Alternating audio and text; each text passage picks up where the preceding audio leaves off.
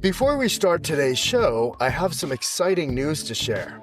The 10th anniversary edition of the novel I wrote, The Sound of Violet, is now available wherever you buy books. It's a story about a man who thinks he found his soulmate, but his autism keeps him from realizing she's being trafficked. I created this new version to deepen the characters and the emotional experience, and it's been getting terrific reviews. Kirkus Reviews calls it a heartwarming love story with standout characters that readers won't forget. The Book Life Prize says, the prose has the sweet, forward-moving cadence of a great romantic comedy, and readers will swoon.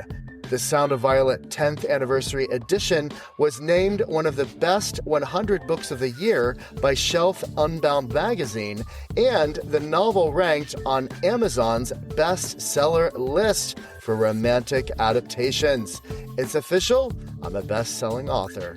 You can check it out and find out more at thesoundofviolet.com. Now on to the show.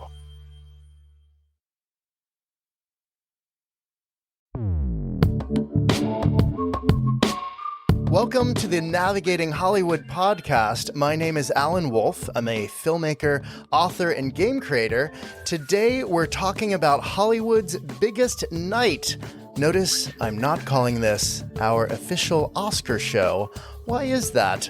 Well, the words Oscar, Oscars, Academy Award, Academy Awards, Oscar night, and AMPAS are protected by copyright and trademark laws. So you cannot create a show called The Oscar Show without written permission from the Academy, and they have made it very clear that they only will be posting shows that they have made that have those words in the title. So instead, we're calling this Hollywood's Biggest Night, which it is if you work in movies, or as I like to say, motion pictures. I'm going to share with you some surprising facts and trivia about the Academy Awards, and I'll also share my own experience being an Oscar best man. If you don't know what that is, you'll want to stay tuned to hear my story. If you're listening to the podcast, you can't see me, but I am dressed up in a tuxedo, at least my top half. This is also Hollywood's fanciest night of the year, so why not? And why do I even own a tuxedo? Well, I've been to several movie premieres dressed like this during the Cannes Film Festival. When you're there going to one of the premieres, they do require you to wear a tuxedo at all times. So I also have two different bow ties, a real bow tie and the one I'm wearing, the clip-on bow tie. Usually I start with the real bow tie, but if I can't figure it out or if I just get super frustrated, I go with this, my emergency backup.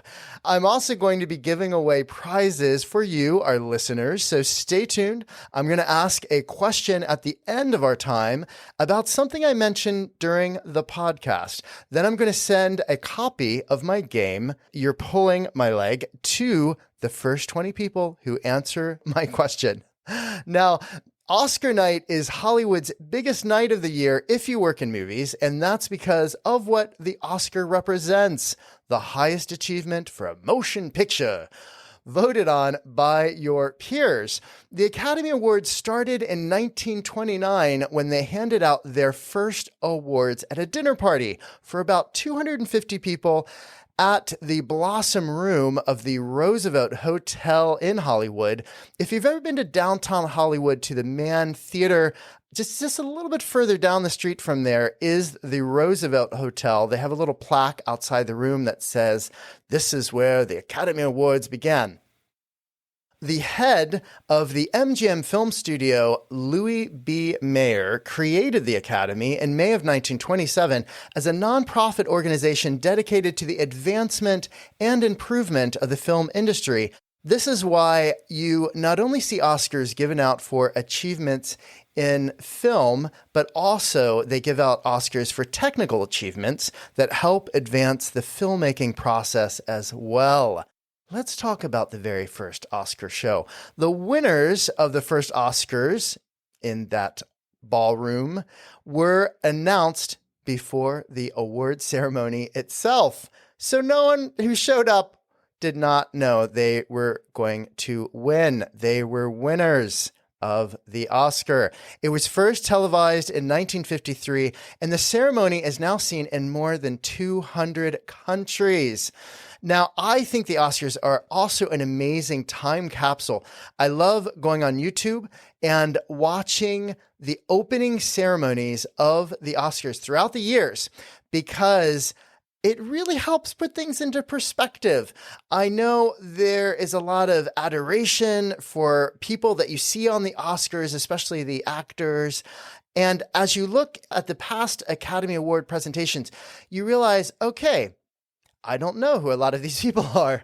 Or you look at people and you realize, oh, wow, their lives have not moved in a good direction. That person has been arrested. That person's life ended prematurely. Or you see someone else and you see, oh my gosh, that person has actually made a huge difference in the world.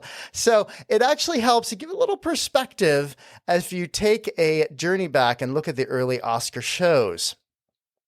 Well, there is a huge difference between the ages of the nominees. The youngest ever Oscar winner for a competitive acting award was Tatum O'Neal. She was 10 years old when she won for Paper Moon in 1973. I don't know if you've seen that movie. My parents showed it to me when I was young. My sister and I really enjoyed it. A very fun movie. The oldest winner was Christopher Plummer, who won it at age 82. Now, before that, the oldest person to win an Oscar was actually Jessica Tandy at the ripe old age of 81. She won the Best Actress award for her part in Driving Miss Daisy. Christopher Plummer also holds the record for oldest acting nominee. He was 88 years old for All the Money in the World. And believe it or not, his role was shot in 8 days. They actually had to replace the role that Kevin Spacey had originally. And then, funny enough, Christopher Plummer was nominated for an Oscar for his part in that film. The oldest ever Oscar winner in any category was screenwriter James Ivory at 89 years old. So if you've been working at your craft for a long time, hoping someday you'll be recognized by the Academy of Motion Picture Arts and Sciences, well, just hang in there because your day might be coming up. At the 2013 Oscars, 2 actresses made history as the youngest and oldest nominees ever in the Actress in a Leading Role category. Quvenzhané Wallis, who was 9 years old for Beasts of the Southern Wild, and Emmanuelle Riva, who was 85 for Amour. So hang in there, keep going. Your time is coming up. Did you know Oscar winners don't really own their statues? Upon receiving the trophies, winners actually have to sign an agreement that says if they ever want to sell their statuettes or get rid of them, they have to first offer them to the Academy for $1. And if they refuse, they can't keep the trophy. Now, this rule started after 1950. So every once in a while, older Oscars actually come up for sale that were given before 1950, but only if the person who won the Oscar was no longer a member after 1950, because if they were, they agreed to the Academy's bylaws, which clearly states that anyone who would no longer keep their statue would have to sell it back to the Academy for $1. Now, Michael Jackson paid $1.54 million in 1999 to own producer David Selznick's Best Picture Oscar for the 1939 classic Gone with the Wind. But funny enough, after spending all that money for that Oscar, no one can find it. After he died in 2009, the executors of his estate, they can't find the statue. Can you believe that? $1.54 million. There are probably better things that money could have been spent on. Well, Steven Spielberg bought Bette Davis's Oscar for $578,000 in 2001 and donated it back to the Academy. And he then bought Clark Gable's 1934 Best Actor Oscar for It Happened One Night for the price of $550,000 in 1996 and gave that to the Academy as well. Very generous man. Peter O'Toole holds a record for having the most Best Actor nominations without winning a single one. However, in 2003, at the age of 70, they said, you know what? We want to give you an honorary Oscar for all the work you've done. At first, he didn't want it, but then he changed his mind and said, okay. So eventually he did get an Oscar. But who has the most acting nominations and has never won? Richard Burton and Glenn Close. I know a lot of people thought last year in 2020 was going to break her record, but it didn't. And I'm betting she'll be nominated again. What film was the first color movie to be an Oscar winner? That was Gone with the Wind. And who has won the most Oscars ever? Well, that would be Walt Disney. He has been nominated for 64 awards and he won 26. Now, believe it or not, he was nominated for one Oscar every year between the years 1942 and 1963. So I guess when he started a new year, he thought, this is a year I'm going to be nominated for another Oscar.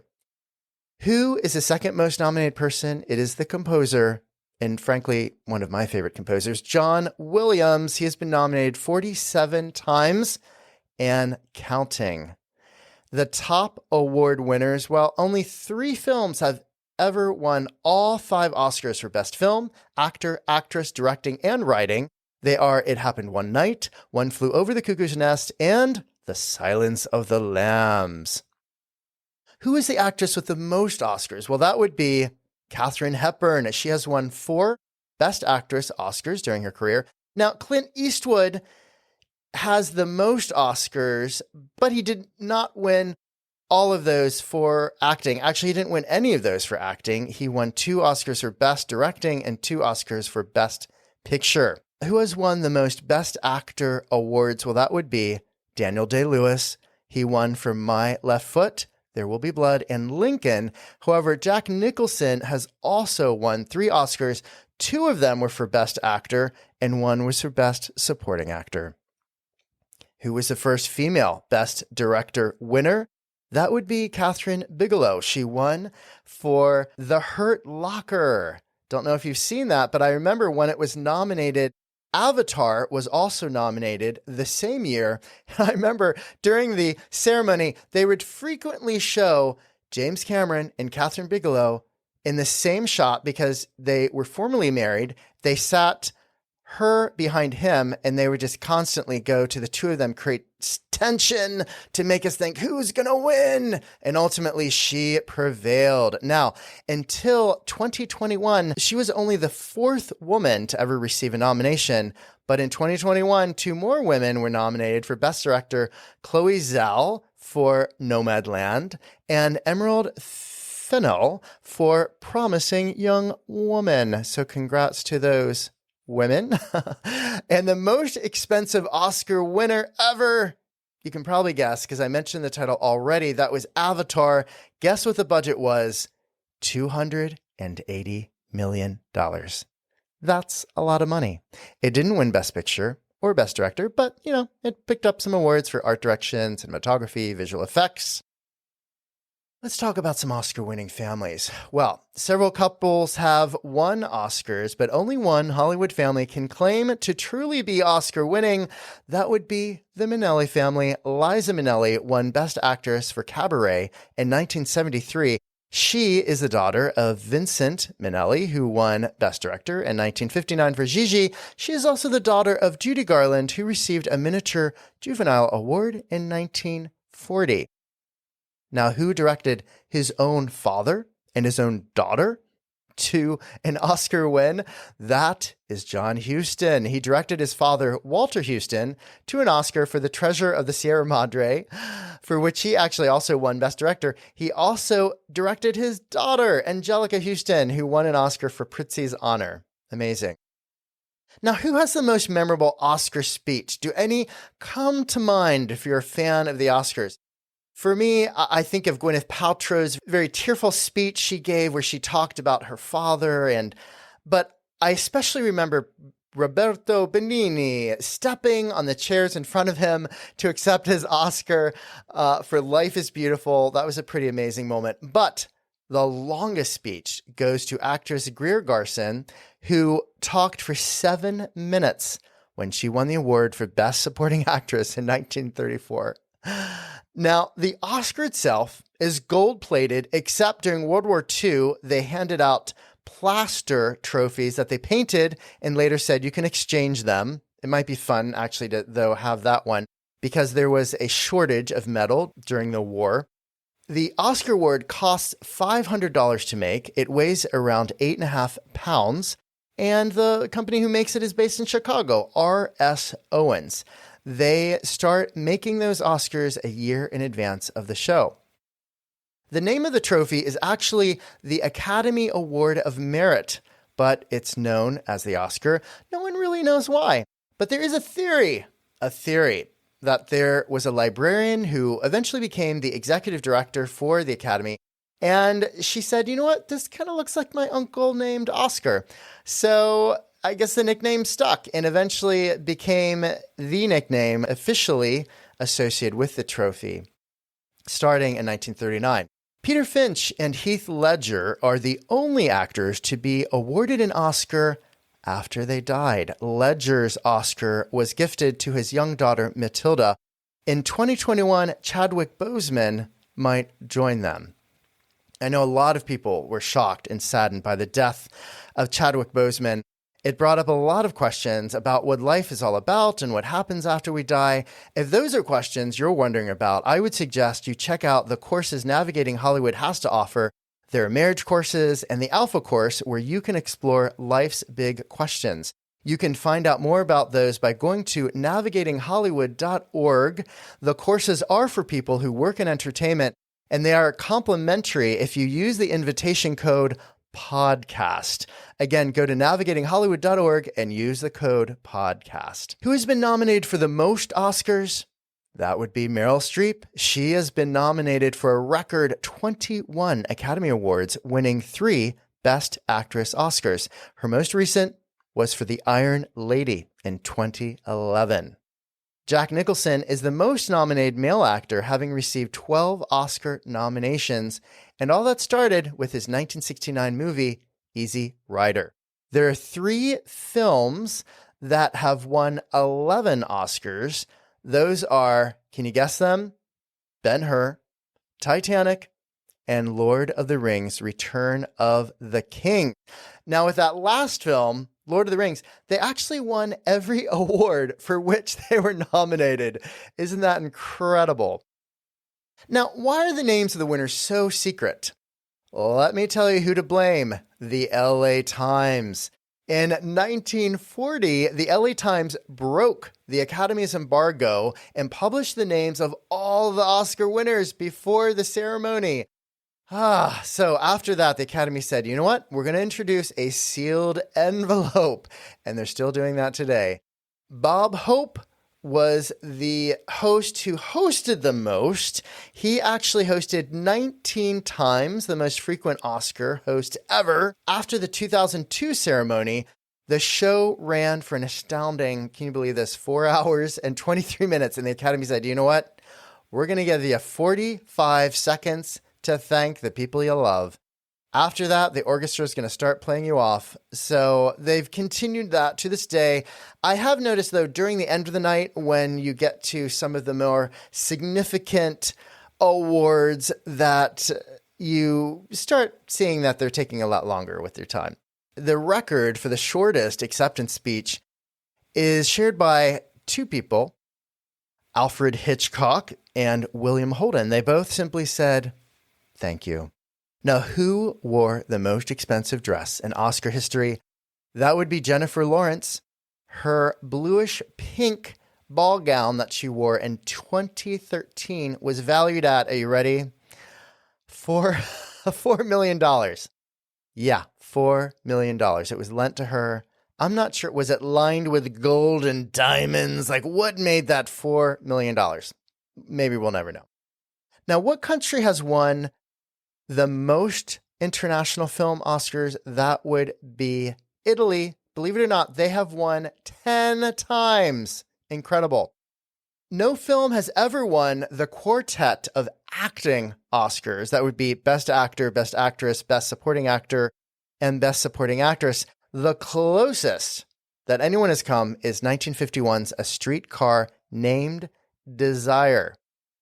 The only other film that came close was Network, but then, Ned Beatty lost out in the Best Supporting Actor category. Let's talk about the Oscar itself. It is plated in 24 karat gold. It's made of solid bronze, weighs 8.5 pounds, and stands 13.5 inches tall. And as I said, during World War II, it was not made of metal. It was instead painted plaster. Only 2 sequels have ever won Best Picture. That would be The Godfather Part 2 and The Lord of the Rings, The Return of the King. The Oscar ceremony has never been canceled. Can you believe that? But it has been put off 4 times. The first was because of flooding in 1938. They pushed it by a week. Then, when Dr. Martin Luther King Jr. was assassinated, they postponed it by 2 days. And when former President Ronald Reagan was almost assassinated, they pushed it off for 24 hours. Then, of course, we're living history, people, and 2021 is delayed for 2 months because of COVID. Thanks, COVID. The person who has lost the most in Oscar history happens to be Kevin O'Connell. He's a sound re-recording engineer, and he's been nominated 20 times since 1983's Terms of Endearment. But he hasn't won. Poor guy. I wish they would have maybe given him an honorary Oscar. That would have been nice. I would say the strangest recipient of the Oscar, that would go to a propaganda movie. Happened during 1941. It was a documentary, actually a docudrama called Target for Tonight. Isn't that amazing? I wonder if the person who made that ever thought, I'm going to win an Oscar for my propaganda film. They did. Now, which films earned the most Oscar nominations? That would be All About Eve, Titanic, and La La Land. They're tied for the most nominations at 14 each. All About Eve ultimately won 6, Titanic won 11, and La La Land won 6. But while All About Eve and Titanic both won Best Picture, well, La La Land was the most nominated film ever to lose the top prize. Sad. Now, to date, 6 Oscar wins have actually been ties. The most famous, perhaps, is the tie for Best Actress between Katharine Hepburn for Lion in Winter and Barbra Streisand for Funny Girl. Now, Hepburn didn't actually show up that night, so Streisand went up to accept her Oscar, and if you've ever seen the footage from that ceremony, it's when she looked at it and said, "Hello, gorgeous." Which film won Best Picture after the wrong winner was announced? This is much more recently, so maybe you saw this. I did. Really crazy. Could not believe it. It was when Warren Beatty and Faye Dunaway accidentally read the wrong winner due to them having the wrong envelope. And it was 2.5 minutes later when Moonlight then took the stage and ended up winning Best Picture. That was a crazy situation. I remember seeing the producer, one of the producers of La La Land, be the one who said, actually, we didn't win. Moonlight won, and he handed the Oscar to the winner. His name is Jordan Horowitz. I met him later, and I said, Jordan, what was going on in your mind? I was so impressed by how you took charge and handed the Oscar over to the winners. And he said, you know what? I just went into producer mode. Everything was on fire. Someone had to take charge. No one was. So I stepped up to the plate, and he did. It's really kind of fun to watch his character come out in that moment. Now, which movie earned the most nominations but didn't actually win any? There's a tie. The Turning Point and The Color Purple. They each went into the Oscars with 11 nominations, didn't win any. I'm sure those were very, very disappointing nights. Oh my gosh. We have 11 nominations. We're going to win something. Nope. Not good. Now, what about How many times has Alfred Hitchcock won Best Director? Take a guess. 0. That's right. Unbelievably, someone who's perhaps known as the greatest director of all time has never won a directing prize. But don't feel totally bad for him. He did win for his movie Rebecca. He won Best Picture for Rebecca. That was the first film he shot in America. Which movie first won the Oscar for Best Animated Film? If you said Beauty and the Beast, you are incorrect. That was actually the first animated film to be nominated for Best Picture, but then they created a whole separate category for Best Animated Film, and the first winner was Shrek. Before that, Snow White and the Seven Dwarfs won an honorary Oscar and 7 little statuettes for their achievement, for what they achieved in their movie. And other films that Disney created also won Oscars in music categories before that. But Shrek was the first official film to win Best Animated Film. Now, which Broadway star got jilted and then got revenge on the Oscar stage? Well, Julie Andrews won a Tony Award for portraying Eliza Doolittle on Broadway in My Fair Lady, but they decided, you know what, she's just not famous enough to be in the movie, so instead they put in Audrey Hepburn. Audrey Hepburn ended up being nominated for her role, but who else was nominated? Julie Andrews. She was nominated for Best Actress in Mary Poppins, and who won? That would be Julie Andrews. So there you go. I bet they wished they had put her in both roles, although maybe she wouldn't have won because she would have been competing with herself. Who knows?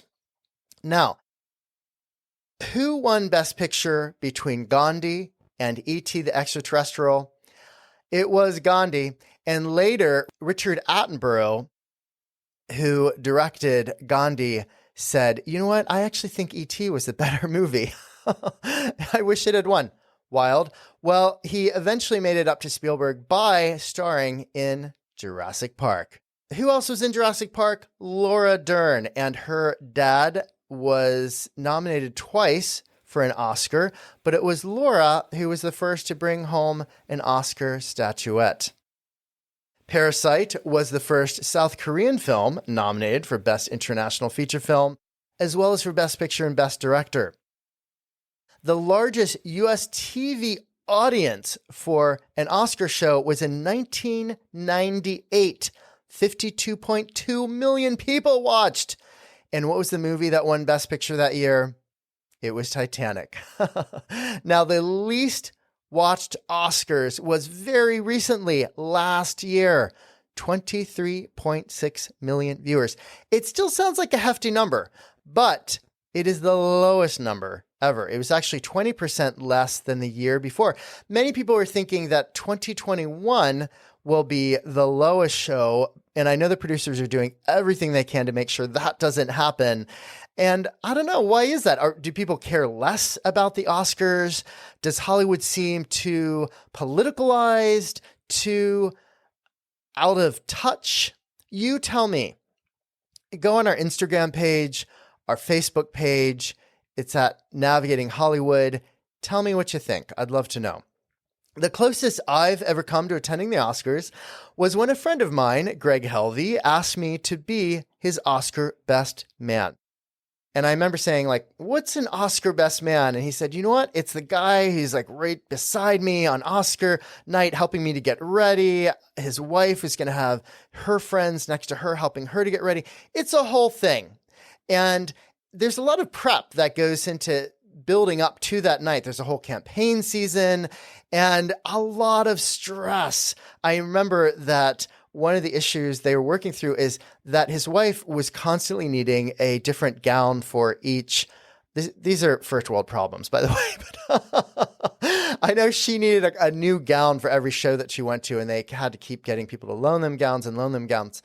Well, his film was nominated. It was the Best Live Action Short nomination, and it's called Kavi. And so I said, yeah, I'd love to be there. So I went over and I helped him tie his bow tie. We didn't use the emergency bow tie that I use. sometimes. And I gave him a shampoo bottle so he could practice his speech if he won. And we actually even came up with these blue ribbons that he asked the other nominations to wear to bring attention to human trafficking. And they did. Amazing. That's an issue that's near and dear to my heart. And then I wrote Greg 2 letters. One was a letter that I want him to open if he won. And the other letter was one he would open if he lost. And when I was writing a letter to him that he would read if he won, I remind him that ultimately what mattered was not that he won the Oscar. What mattered was that God loved him, no matter what. God loves him unconditionally. And I thought that would help give him some perspective. And I know 2 of our recent guests talked about how important it was for them to be grounded in the reality of how much God loves them in order to survive the roller coaster of Hollywood. So I thought it'd be good to remind him of that too. But then it's funny, when I wrote him the letter that he would read if he lost, I realized I was writing him the exact same message. What really matters is not what his peers think of him, but what God thinks of him. And God loves him unconditionally. And God loves all of us unconditionally. So no matter where you are right now, whatever ups and downs you're experiencing, or maybe you're feeling crushed by something or something someone said or something that isn't happening, remember, God loves you unconditionally. Well, he ended up not getting the Oscar, but he thanked me for being with him on his journey, and I loved being by his side. Well, thank you for being with me on this journey today through the history of the Oscars. And now for our contest. I'm going to be giving away 20 copies of my game book, which is called You're Pulling My Leg. It's a game that helps people get to know each other and build relationships. So here's the question. What is the name of the movie in which I was the Oscar Best Man? What's the name of that movie? If you know it, email me the answer at info@navigatinghollywood.org. Again, that's info@navigatinghollywood.org. The first 20 people who email me will win the book. If you don't hear back from me, it means all the books have been given away. So congratulations in advance. Thank you for tuning in to our special show about Hollywood's biggest night. Navigating Hollywood is dedicated to helping people who work in entertainment to have relationally and spiritually holistic lives. Check out the courses that are available at navigatinghollywood.org. And again, use the word podcast to register for a complimentary course. Please follow us and leave us a review so others can discover this podcast. You can find our other shows, transcripts, links, and more at navigatinghollywood.org. Thank you again for listening, and I look forward to being with you next time.